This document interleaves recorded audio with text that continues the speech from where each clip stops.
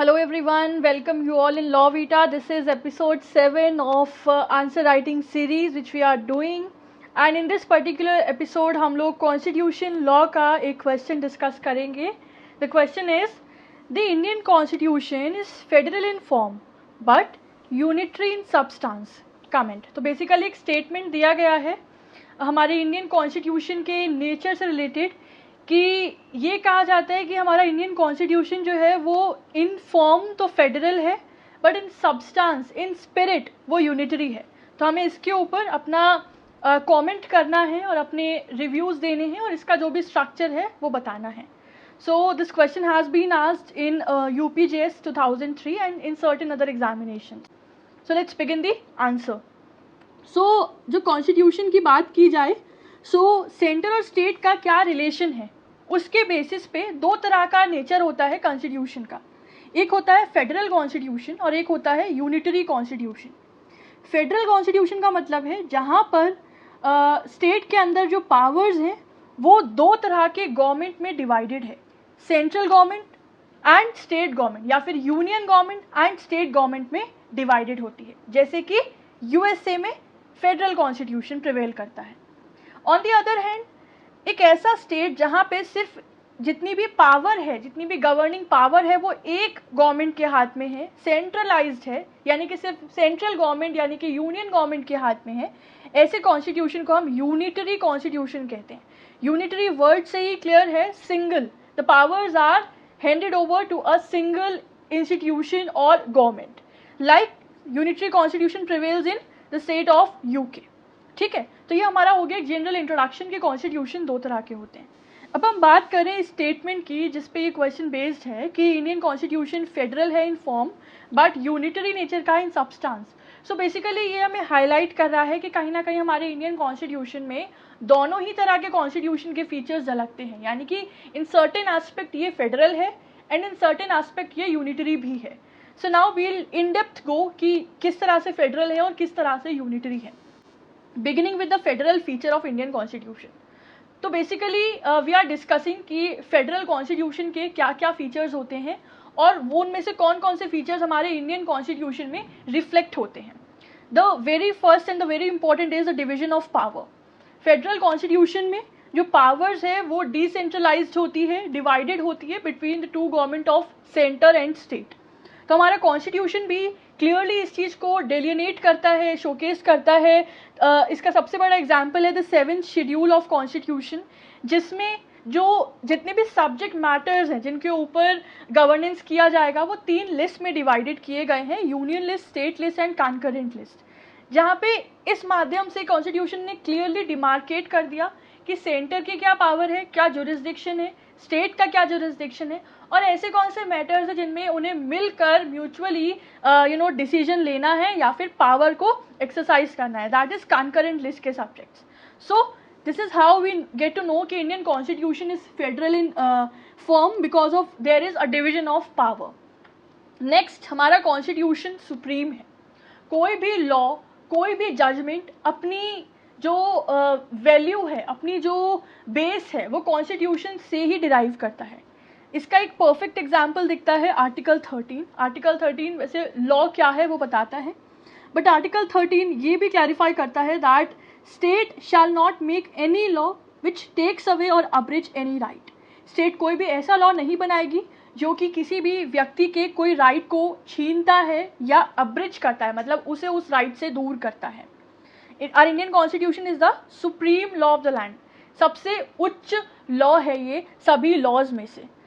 Article 32 जो कि writ jurisdiction बताता है of supreme court, it states that supreme court के पास पावर है कि वो एक्शन ले सकती है अगर कहीं पर किसी भी मैटर में उसे लगता है that there is being a violation of someone's fundamental right.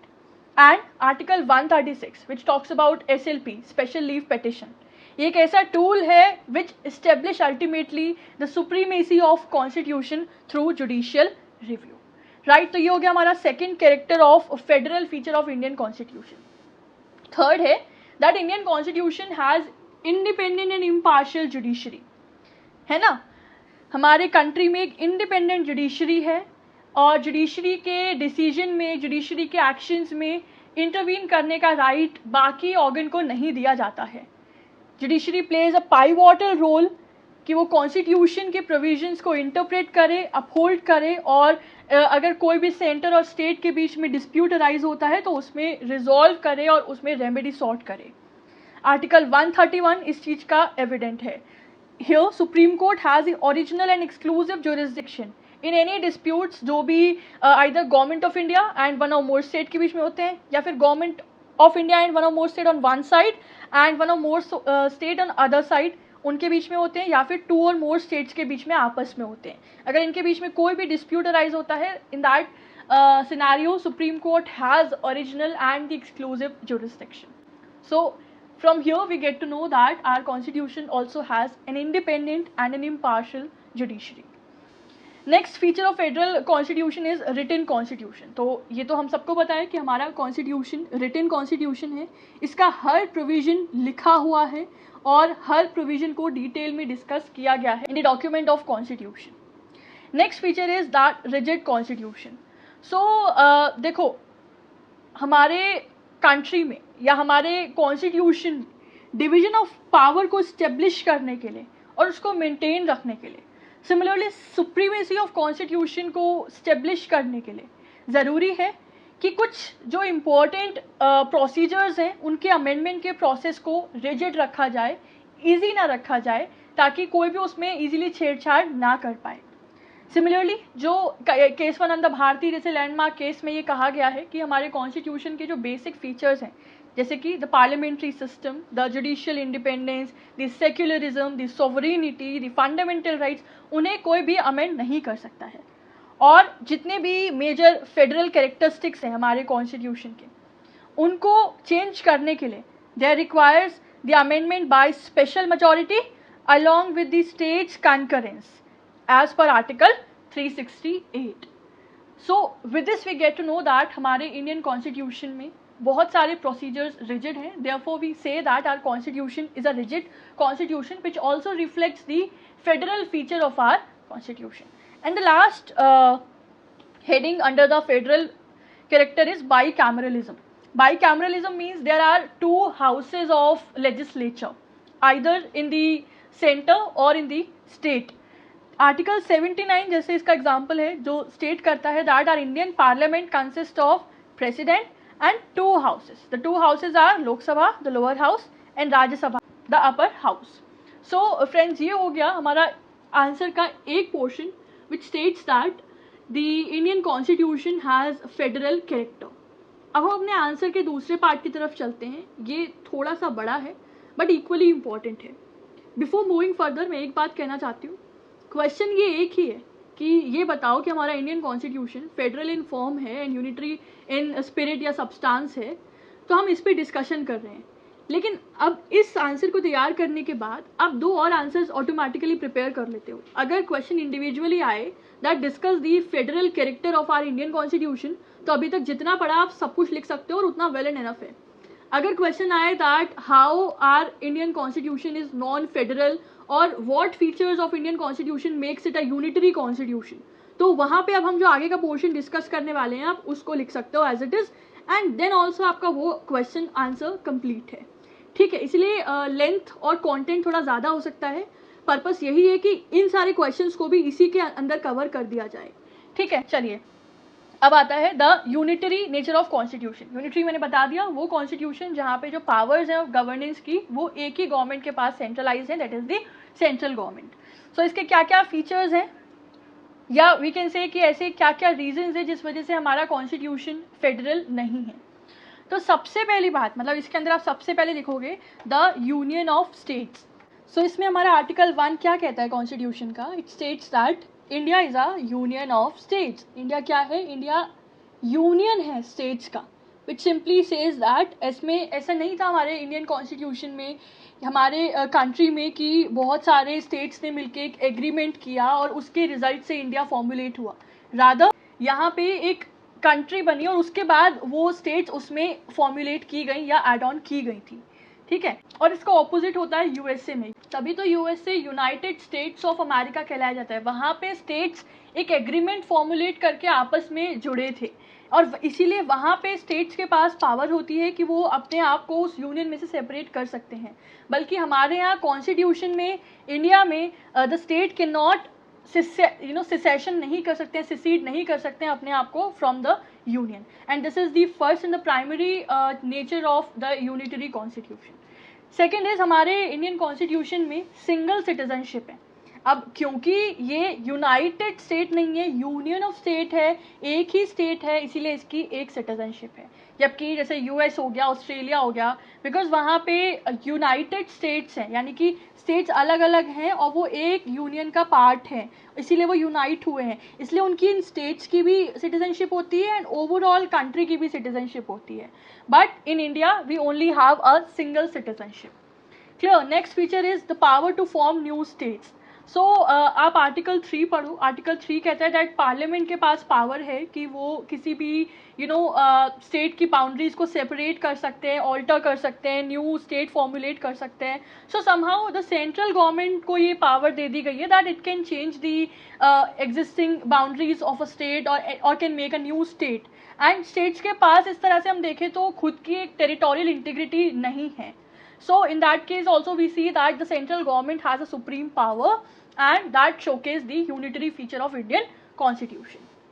Next, the head of states are appointed by center. हमारे इंडिया में क्या होता है, देखो आर्टिकल 155 बताता है that जो गवर्नर होते हैं स्टेट के, यानी कि जो एग्जीक्यूटिव हेड होते हैं स्टेट के, उन्हें प्रेसिडेंट अपॉइंट करते हैं, यानी कि एक सेंट्रल लेवल की अथॉरिटी अपॉइंट करती है।